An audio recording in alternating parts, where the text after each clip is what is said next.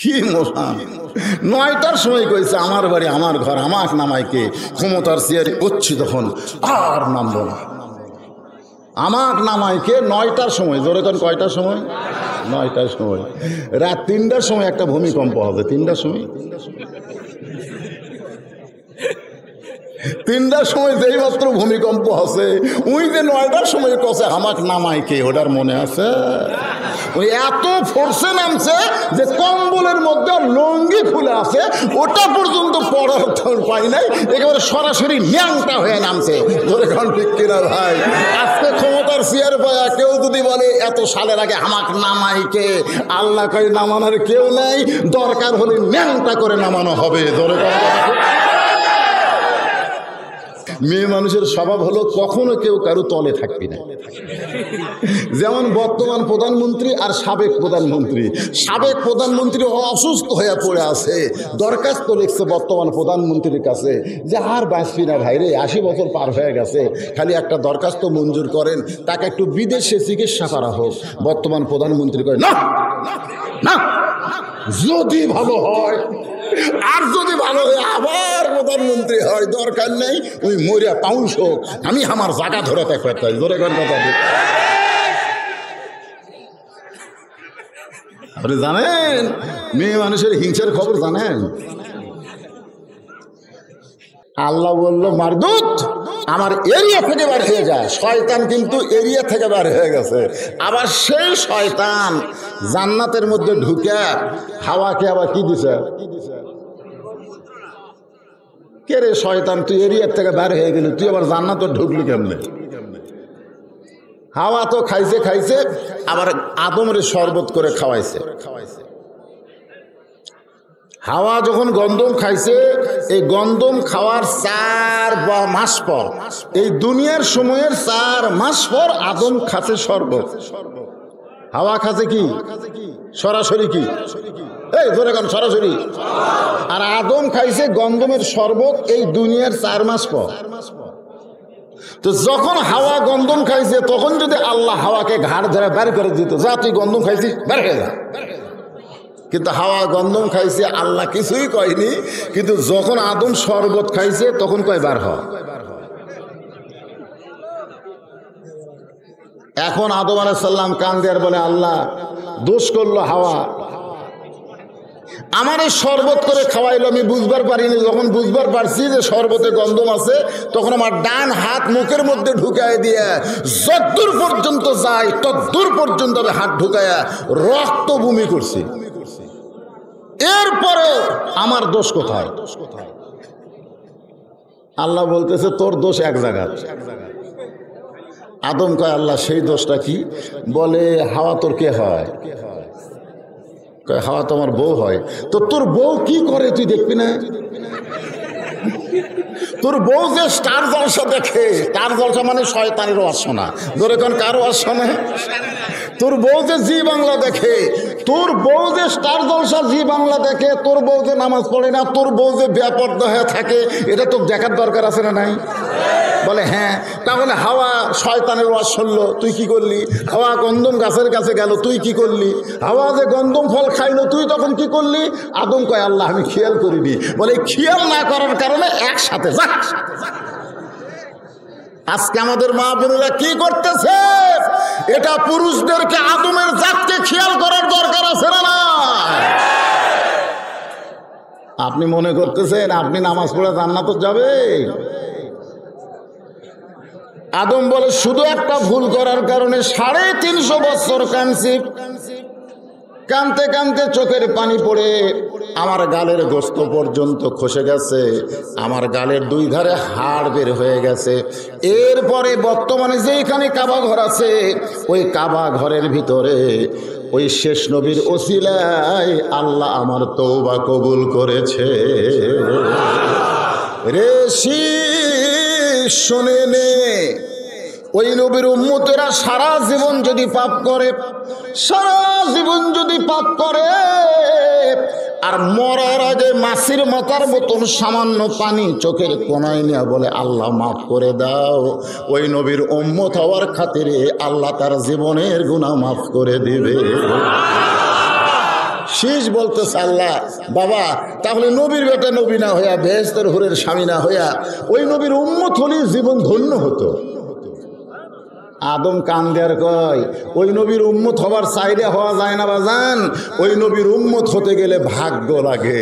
আল্লাহ তাআলা আমাদেরকে সেই ভাগ্য দিয়েছেন যেই ভাগ্যের কারণে বিশ্ব নবীর উম্মত আল্লাহ আমাদের কবুল করেছে। ধরে কোন সুবহানাল্লাহ। এই জন্য প্রশংসা হবে কার? মাশাআল্লাহ। এখন আসেন যে কোরআন থেকে আসলে আমি আজকে এখানে কিন্তু এসেছি এশার নামাজের অনেক আগে, মাগরিবের সামান্য পরে। আমি রংপুরের কোনো মাহফিলে এত তাড়াতাড়ি আসি না, কিন্তু আজকে আমি আইসি মনে করছিলাম 9টার সময় মাইক ধরবো, এক টানা 12টা পর্যন্ত ওয়াজ করবো। কারণ এই এলাকার তো আমি ঢুকি নিতে বহুদিন, এই নিয়তে কিন্তু আমি খুব সকাল সকাল আইছি, কিন্তু আমার স্রেফ ঘরের মধ্যে খালি শুয়ে থুলো শুয়ে থুয়ে এই রাত এখন দেখে না রে ওয়াজ শুরু না করতে 12টা বাজে গেল। না না না শোনেন, শর্ত আছে তো, শর্ত আছে বাজান। আমি যে ওয়াজ না করেই চলে যাব তা না, আমি আপনাদেরকে একটু ভূমিকা দিলাম। এখন ওয়াজ থেকে তাফসির হবে সূরা মুলকের 2 নম্বর আয়াত। কয় নম্বর? 2 নম্বর আয়াত। তার আগে হলো এই যে সবিতাতুন নিসা মহিলা মাদ্রাসা। আচ্ছা, মহিলা মাদ্রাসা করার কারণ কি? বাংলাদেশে একটা কলেজের নাম হলো ইডেন কলেজ। জোরে কোন কি কলেজ?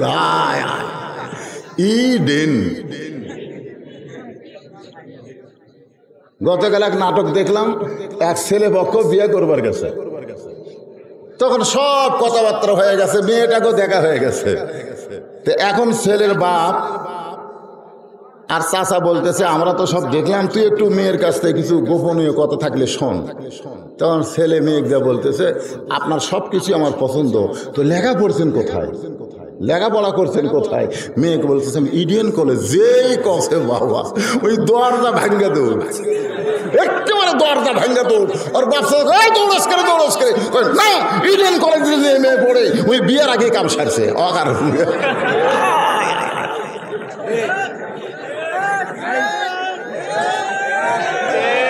বাংলাদেশে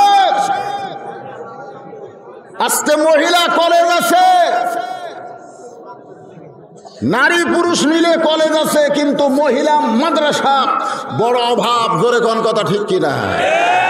সেই অভাব পূরণ করার জন্য এখানে একটা মহিলা মাদ্রাসা করছে। এই মহিলা মাদ্রাসার গুণ কি? এই গুণটা বোঝানোর জন্য বলতেছে, একটু মনোযোগ দিয়ে শুনবেন।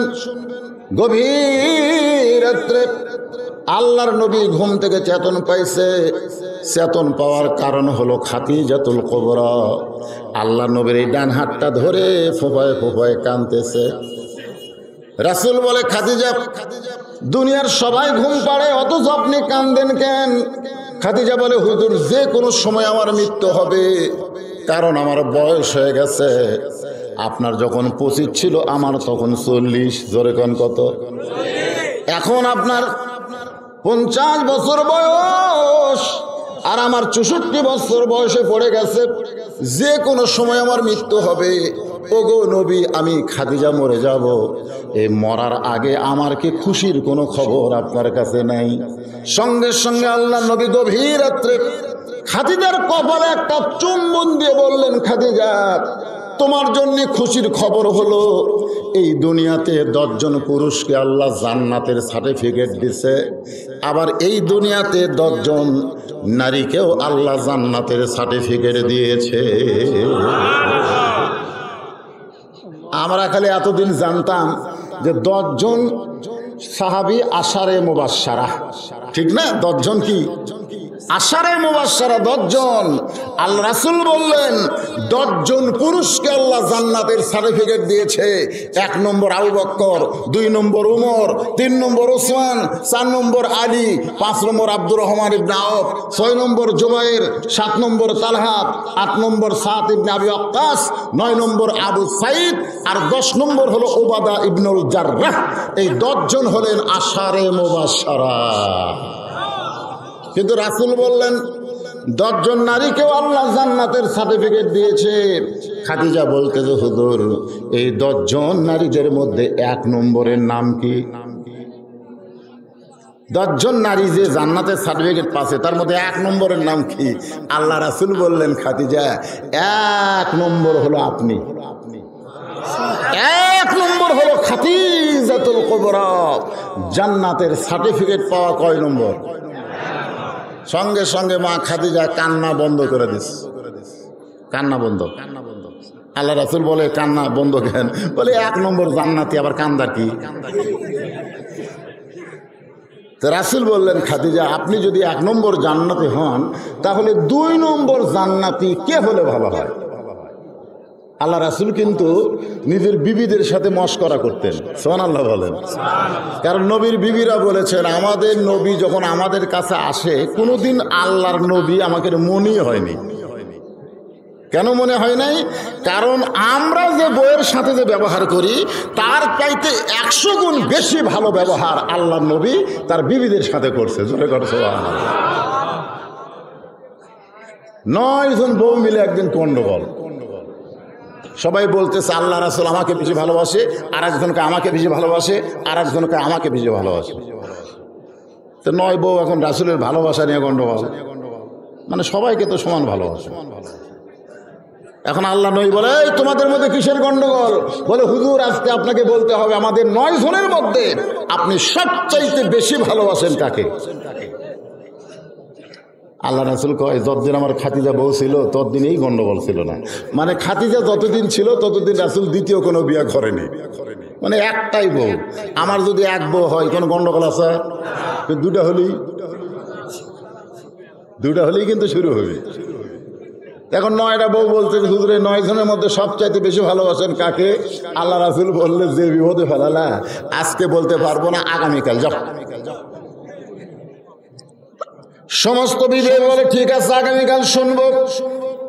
গভীর রাত্রে সবাই যখন ঘুমায় গেছে আল্লাহ নবী 1 টোপলা খুরমা খেজুর নিয়ে আয়েশার ঘরের দরজায় আস্তে করে ঠোকা দিছে। আয়েশা দরজা খুলে বলে হুজুর দিনের বেলা বলতে পারেন নাই আপনি 9 জনের মধ্যে আমাকে বেশি ভালোবাসেন। আল্লাহ রাসূল বলে ভালোবাসার কথা বলার জন্য আসেনি, তোমারে 2টা খুরমা খেজুর দিলাম চুপটি করে খাও, কাউরে দান খেও না। আর এক বিবির দরজায় গিয়ে ঠোকা মারলেন, দরজা খুললি 2টা খেজুর দিয়ে বলতেছে তোমারে 2টা খেজুর দিলাম তুমি জান কাউরে খেও না।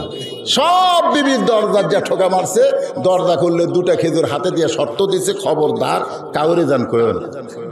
পরদিন সকালবেলায় 9 জন বউ একত্র হয়ে বলে হুজুর আমাদের 9 জনের মধ্যে সবচাইতে বেশি ভালোবাসেন কাকে এখন বলতে হবে? রাসূল বললেন গত রাত্রে যাকে 2টা খুরমা খেজুর দিছি তাকেই সবচাইতে বেশি ভালোবাসে। এখন সব বউ কয়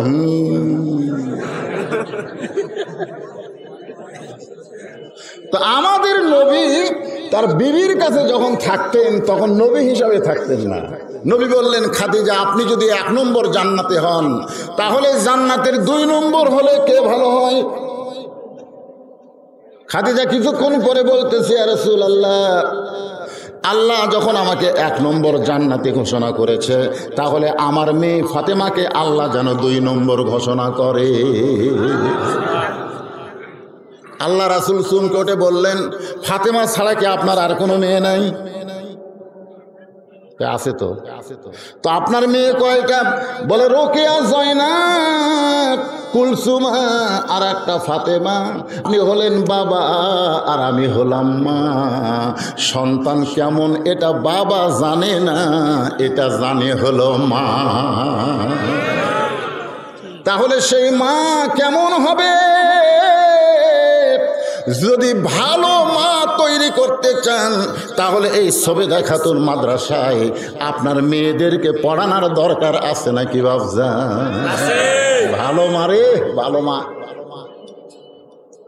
বুঝলেন না? পেটটা ভালো হলে এই যে বুবলি নামে এক নায়িকা আছে, বুবলি, আজকে শুনলাম ওর নাকি সওয়াল হচ্ছে, ওর বাপকে খবরই দেয়। পেপারে লেখছে, ফেসবুকে লেখছে বুবলি সন্তানের বাবা হলো মরিয়মের মতো, ওর বাপের খোঁজ পাওয়া গেল না। চাপাত লাত্তি মারা দরকার। কোথায় মরিয়ম? ঈসা আলাইহিস সালামের মা মরিয়ম, তার সঙ্গে বুবলিকে তুলনা করা যাবে? বুবলি হচ্ছে বেশ্যা, বেশ্যা, আর স্বামীর কোনো হিসাব নাই। ধরে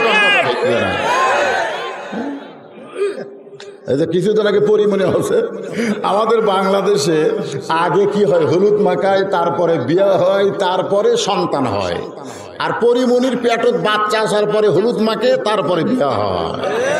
আমাকে বাংলাদেশের মামুনুল হক বউ নিয়ে রিসোর্টে গেলে সবাই ধরে কয় কাবিন আছে, চাপাত খালি জুতো মারা দরকার, চাপাত খালি জুতে। আলেম বউলে ঘুরলে তোর কাবিন লাগে, আর এই বেটি কেড়ে যে বিয়ে ছাড়া বাচ্চা হলো তার খবর কি রে?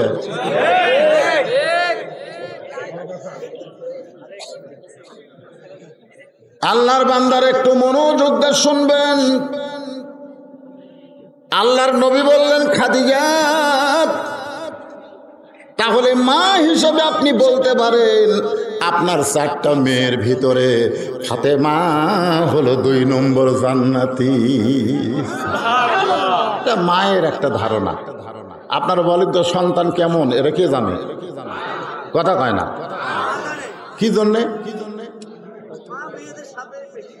না না, সেই জন্যে একটা গান কই, তাহলে বুঝবে। কি গান গাবো?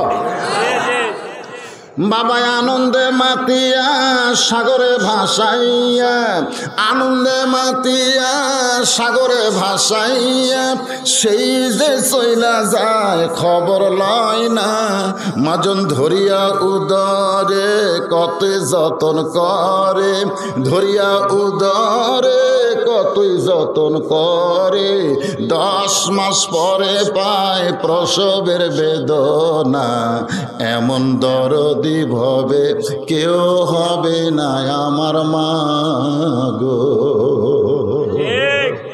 বাবা আনন্দে মাতায়া, আনন্দে মাতা বোঝেন না? আনন্দে মাতা পেটের মধ্যে দিয়ে ওই যে চইলা গেছে, আর বাপের কোনো খোঁজ নাই।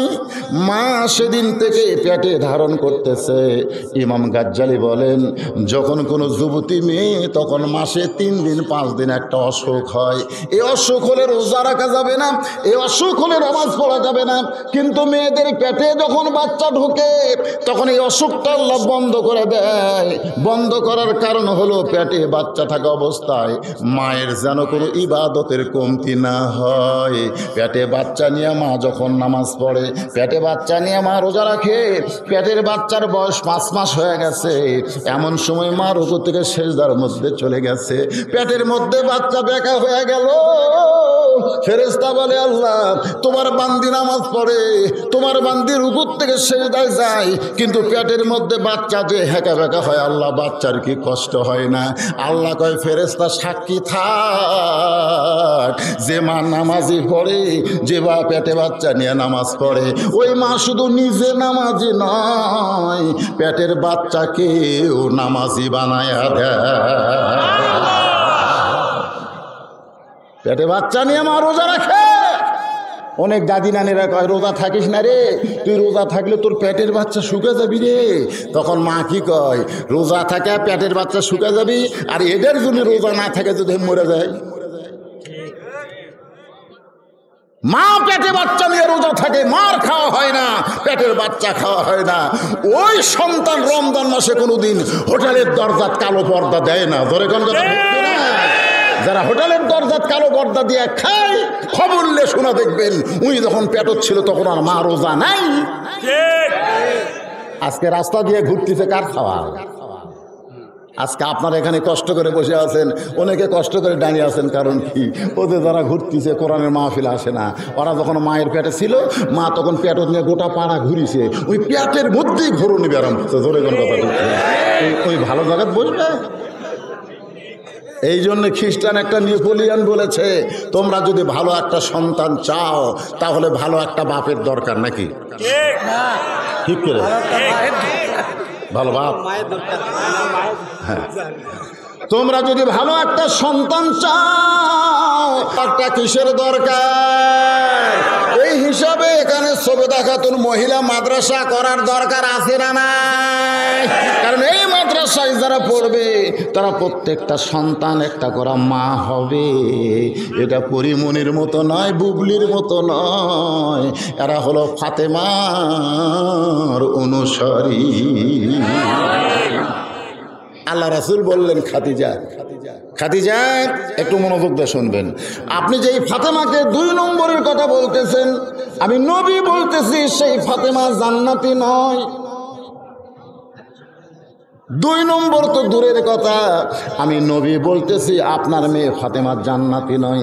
যেই বলেছে ফাতেমা জান্নাতি নয়, সঙ্গে সঙ্গে খাদিজা ছোট বাচ্চার মতন কান্দের, বলে ইয়া রাসূলুল্লাহ, আমার ফাতেমা যদি জান্নাতি না হয় তাহলে ফাতেমার খবর কি? রাসূল বললেন, ফাতেমা হলো জান্নাতি নারীদের নেত্রী। লিল্লাহি যেই বলছে ফাতেমা জান্নাতি নারীর নেত্রী, খাদিজা নবীর হাত ধরে বলতে যে হুজুর পাল্টা দেন। আল্লাহ রাসূল বলে, কি পাল্টাবো? বলে পাল্টা দেন।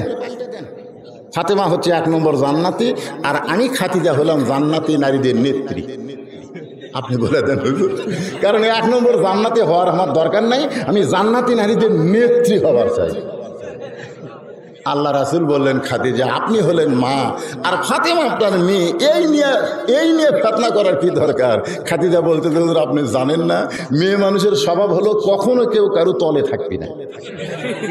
যেমন বর্তমান প্রধানমন্ত্রী আর সাবেক প্রধানমন্ত্রী, সাবেক প্রধানমন্ত্রী অসুস্থ হয়ে পড়ে আছে, দরখাস্ত লিখছে বর্তমান প্রধানমন্ত্রীর কাছে যে আর বাঁচবি না ভাই রে, 80 বছর পার হয়ে গেছে, খালি একটা দরখাস্ত মঞ্জুর করেন, তাকে একটু বিদেশে চিকিৎসা করা হোক। বর্তমান প্রধানমন্ত্রী কয়, না না, যদি ভালো হয়, আর যদি ভালো হয় আবার প্রধানমন্ত্রী হয়, দরকার নেই, ওই মরিয়া পাউন্স হোক, আমি আমার জায়গা ধরে থাকতে চাই। জোরে কথা বলি।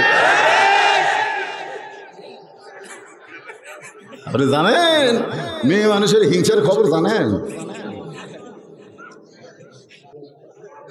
একটু মনোযোগ দিয়ে শুনবেন।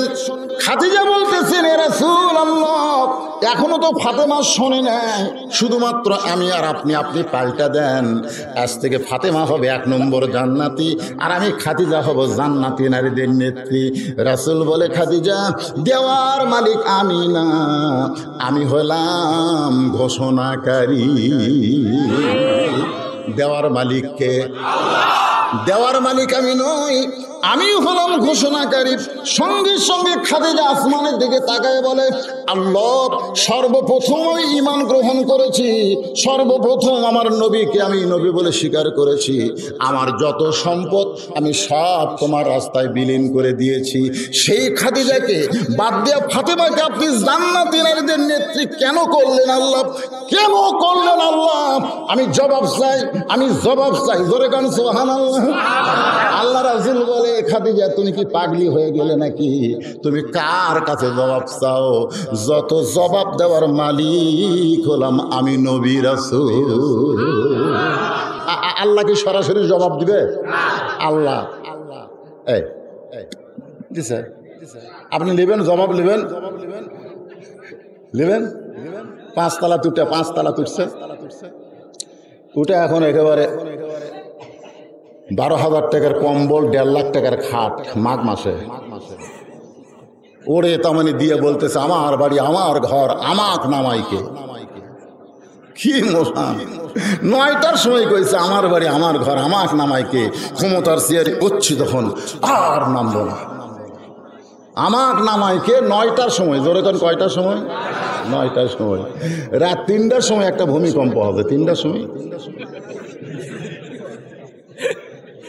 3টার সময় যেই মাত্র ভূমিকম্প আছে, ওই যে 9টার সময় কষে আমাক নামাইকে, ওটার মনে আছে? ওই এত ফোর্সে নামছে যে কম্বলের মধ্যে লঙ্গি খুলে আছে, ওটা পর্যন্ত পড়ার পাই নাই, একেবারে সরাসরি ন্যাংটা হয়ে নামছে। ধরে কোন ঠিক কিনা ভাই? আজকে ক্ষমতার চেয়ার পায়া কেউ যদি বলে এত সালের আগে আমাক নামাইকে, আল্লাহ কয় নামানোর কেউ নেই, দরকার হলে ন্যাংটা করে নামানো হবে। ধরে আছে না? না তাহলে আমার সঙ্গে বলেন, তাবারাকাল্লাযী পড়েন, তাবারাকাল্লাযী বিয়াদিহিল মুলকু ওয়া হুয়া আলা কুল্লি শাইইন কাদির।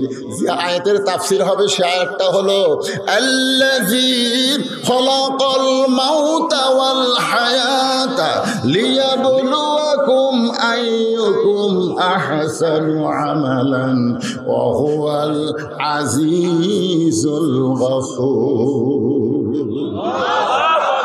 আল্লাহ রাসূল বলেন, খাদিজা, আল্লাহ তোমাকে জান্নাতি নারীদের নেত্রী না বানায়া ফাতেমাকে জান্নাতি নারীদের নেত্রী বানানোর কারণ হলো মাত্র দুইটা। জোরে কোন কয়টা?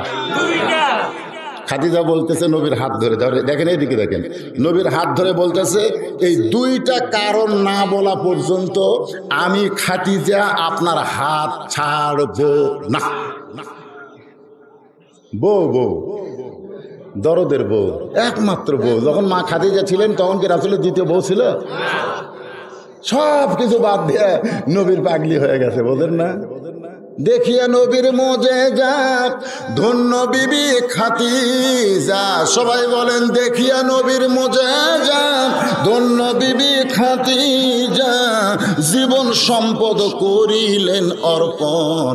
ওগো নবী, দয়ার নবী গো, আপনি হলেন খাদিজার আপন। একেবারে এইভাবে হাত ধরে বলতেছে কোন দুই কারণে আমাকে বাদ দিয়ে আল্লাহ ফাতেমাকে খাতুনে জান্নাত ডিগ্রি বানালো, ডিগ্রি দিল, এটা না বলা পর্যন্ত আমি আপনার হাত ছাড়ব না।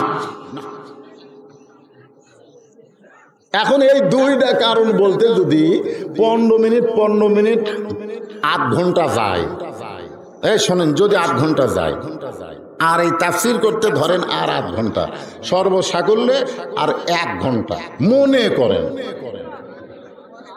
তাহলে রাত বাজবে 1:15। এখন বাজতেছে 12:15। আরে পাগলারা শোনেন, মনে করেন না যে এইরকম করে চাপে ধরে ওয়াজ শুনলে সামনে আমাকে দাওয়াত দিলে আমি আসবো?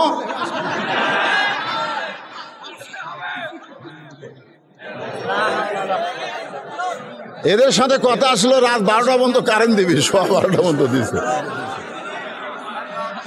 এই মুহূর্তে কোরআন আদায় করবে, বুঝছে?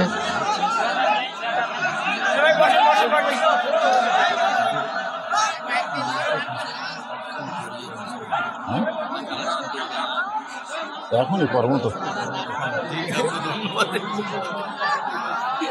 ঠিক আছে। এই জেনারেটর নাই, জেনারেটর নাই, হ্যাঁ চালু করে দেন, ওয়ার জমিছে, অসুবিধা নেই।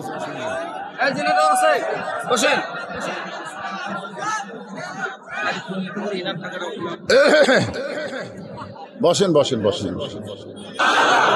আল্লাহ বলেছেন, অনুনাজিলু মিনাল কোরআনি মা হুয়া শিফা। এ কোরআনকে আমি নাজিল করেছি শেফা হিসাবে। তো কোরআনের মাহফিলে একটু ধৈর্য নিয়ে বসেন ভাইজান। আইয়ুকুম আহসানু আমালা বুঝানোর জন্য বলতেছি, ওটা হলো আমার জায়গা। ওই সাইডে যেটা দেখতেছেন ওটা হলো আমার ভাইয়ের, পিছনে যা দেখতেছেন হুজুর আমার চাচা, আর এই সাইডে যা দেখতেছেন আমার বাবার।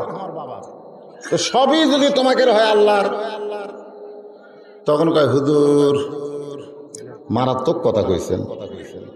আল্লাহটা দেখবার গেলে 2 মিনিট হাঁটা লাগবে।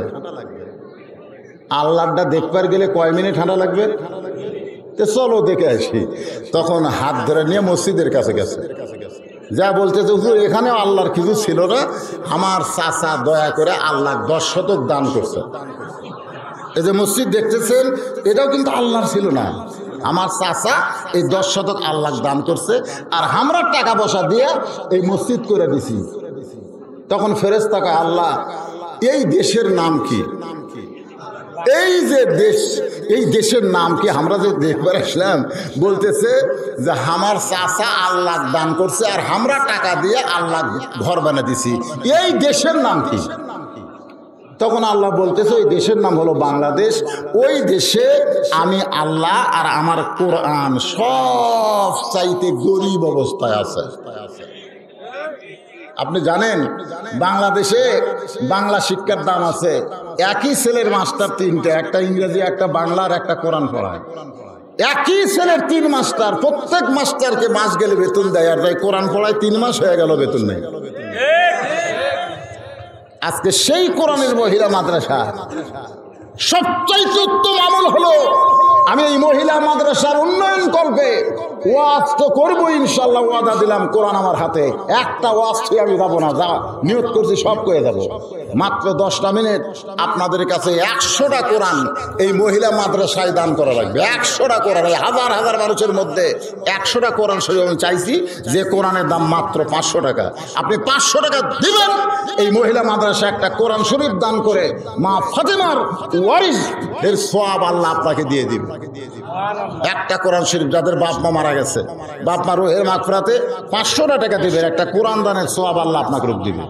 এই যে প্রথম মাহফিল ভাইজান, প্রথম মাহফিল করতেছে, নগদ আমি 500 টাকা চাই। কোন আল্লাহর পাগল আছেন যে হুজুর দুনিয়াতে বহু টাকা নষ্ট করেছি, আজকে খাতুনে জান্নাত ফাতেমার নামে, মা খাদিজার নামে আমি এই মাদ্রাসায় কোরআন শরীফ বাবদ 500 টাকা দিয়ে দিলাম। কোন আল্লাহর পাগল আছে? এই দেন খালি আমার হাত ধরে 100টা লাগবে, 100টা। মাশাআল্লাহ, আল্লাহ তোমার 2 পাগল 2টা কোরআন শরীফ বাবদ 500 টাকা দিছে। আরো 2 পাগল 500 টাকা দান করেছে। আল্লাহ হাজার হাজার পাগলের মধ্যে তোমার পাগল আর একটা 500 টাকা কোরআন শরীফ, আপনি 500 টাকা দিবেন মানে একটা কোরআনের সওয়াব আল্লাহ আপনাকে দিবে। আপনার বাপ মার কবরকে আল্লাহ তার নাক বানায় দিবে।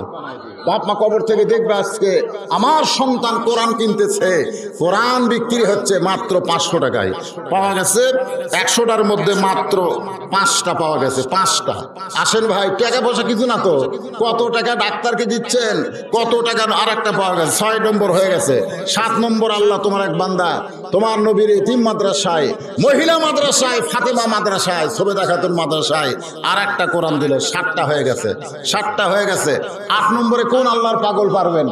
মাদ্রাসার তো আর ছেলে না, এই মাদ্রাসা সব মেয়েরা।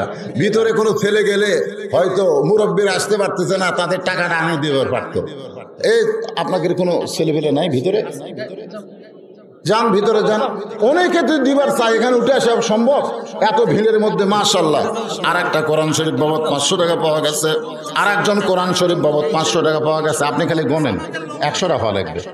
100টা হলে আমি আর লিখছি না, 100 হওয়ার পরে একটাও নিব না। আমি নিয়ত করছি 100টা, তারপরে বাকি আলোচনা। কয়টা হচ্ছে গণেন?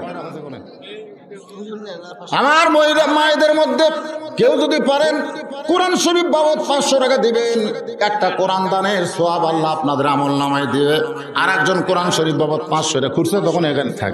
কোরআন শরীফ বাবদ 500, আর একজন আল্লাহর বান্দা কোরআন শরীফ বাবদ 500 টাকা দান করেছে।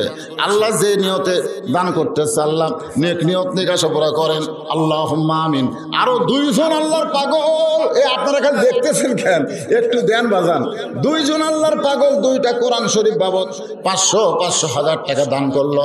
আল্লাহ কবুল করেন, হিসাব দেন। লিল্লাহি তাকবীর। এ পর্যন্ত 19টা কোরআন শরীফ পাওয়া গেছে, জোরে কান মারহাবা।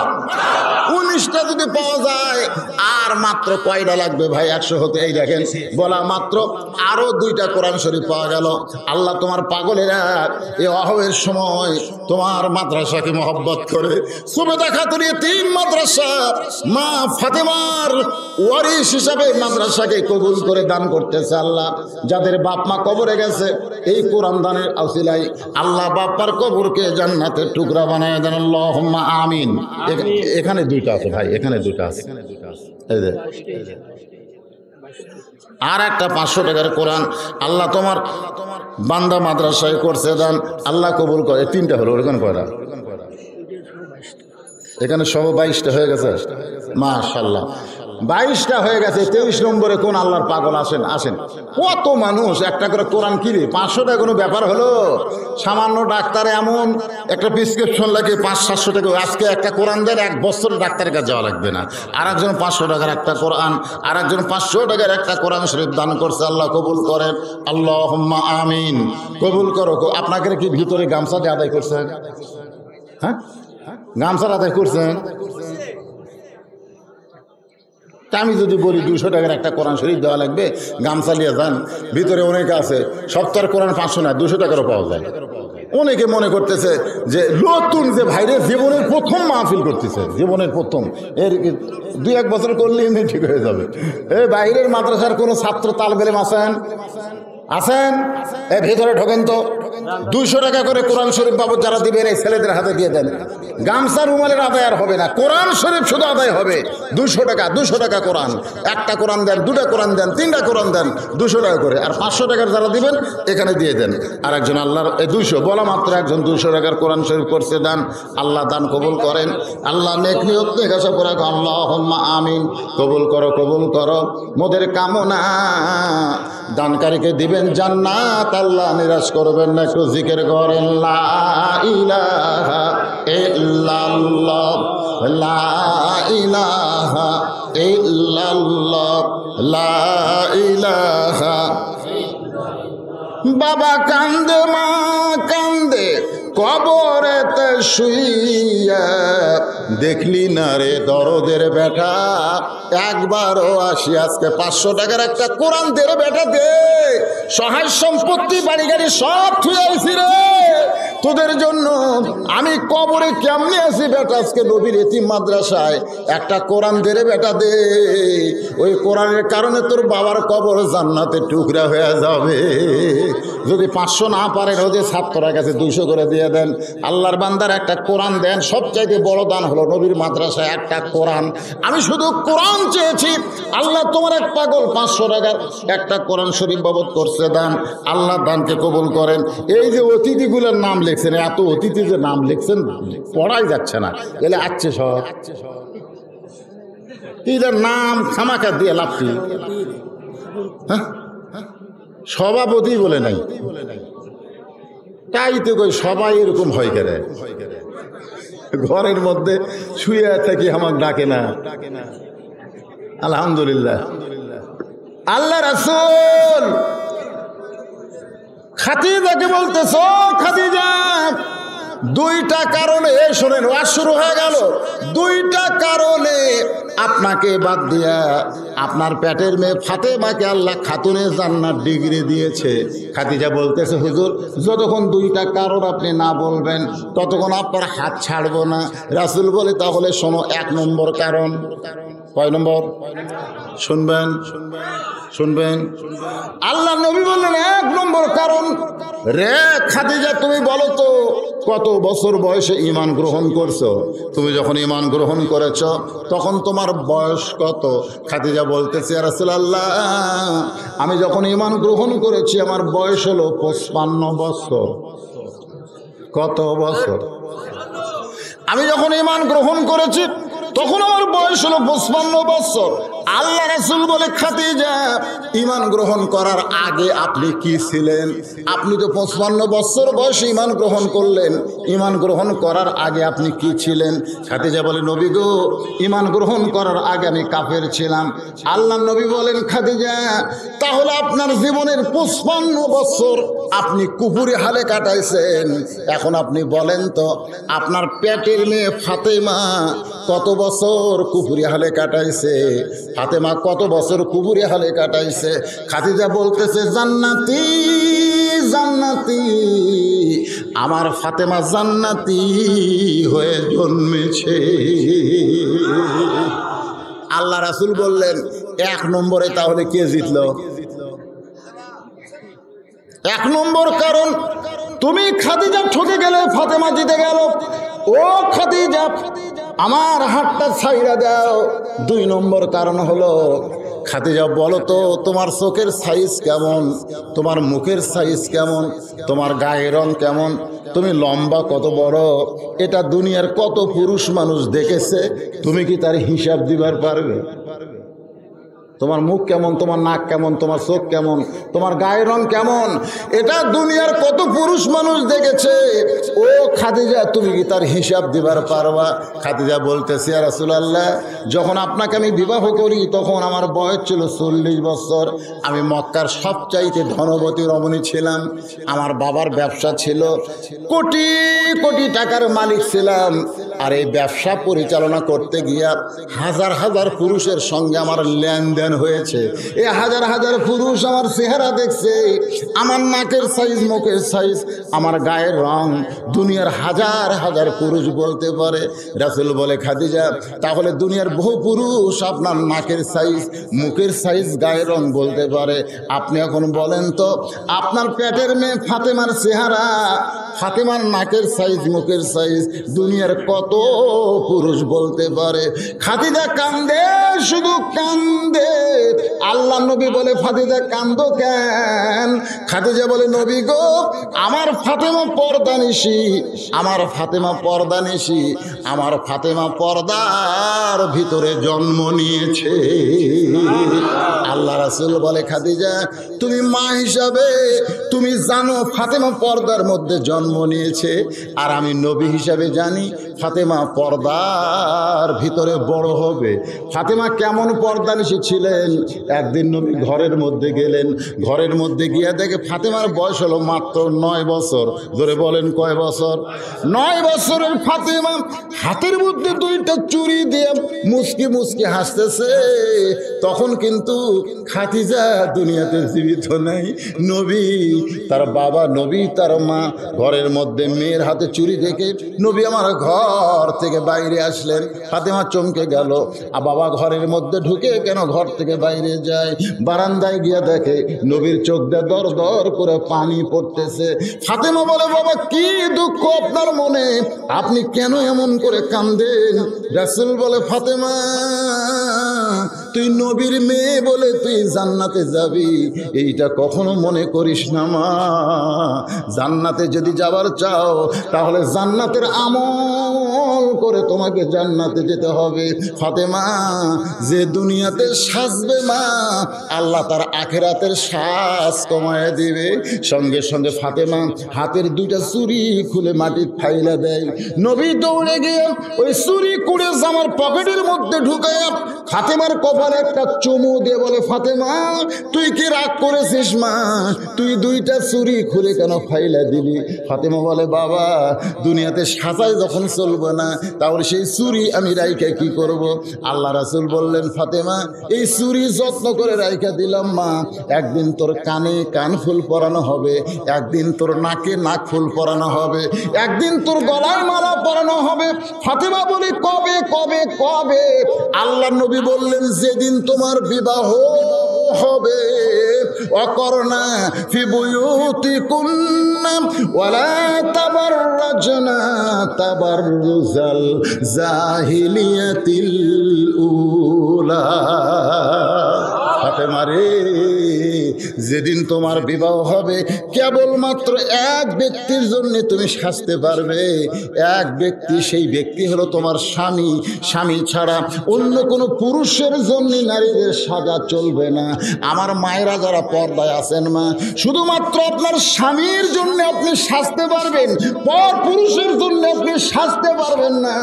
কিন্তু আজকে অনেক মেয়েরা আছে দেখবেন, বিবাহের পরে সাজে না, বিয়ার আগে সাজে বেড়াই। ধরে কোন কথা ঠিক কি না? আল্লাহ রাসূল বলে, খাদিজা, এই ফাতেমা পর্দার ভিতরে বড় হবে, ফাতেমা পর্দার ভিতরে মৃত্যু হবে। এমনকি ফাতেমার কবর যখন দেওয়া হলো, দুনিয়ার কেউ ছিল না, শুধু হযরত আলী। ফাতেমার কবর দেওয়ার পরে আল্লাহর কাছে বলতেছে, আল্লাহ, আমি আলী ফাতেমার প্রতি খুশি হয়ে গেছি। আল্লাহ, আল্লাহ গো, তুমি ফাতেমার প্রতি খুশি হয়ে যাও। এই দোয়া করে যেই মাত্র তাকাইছে, তাকায় দেখে পুরাতন কয়েকটা কবর দেখা যায়। আলী চিৎকার করে বলে, আল্লাহ, এই মাত্র ফাতেমার কবর দিলাম, সেই কবর গেল কোন জায়গায়? সেই কবর গেল কোন জায়গায়? গায়ের থেকে আওয়াজ আসে, আলী রে, আমার ফাতেমা পর্দানিশী, আমি আল্লাহ ফাতেমার কবরকেও কিয়ামত পর্যন্ত পর্দা করে দিয়েছি।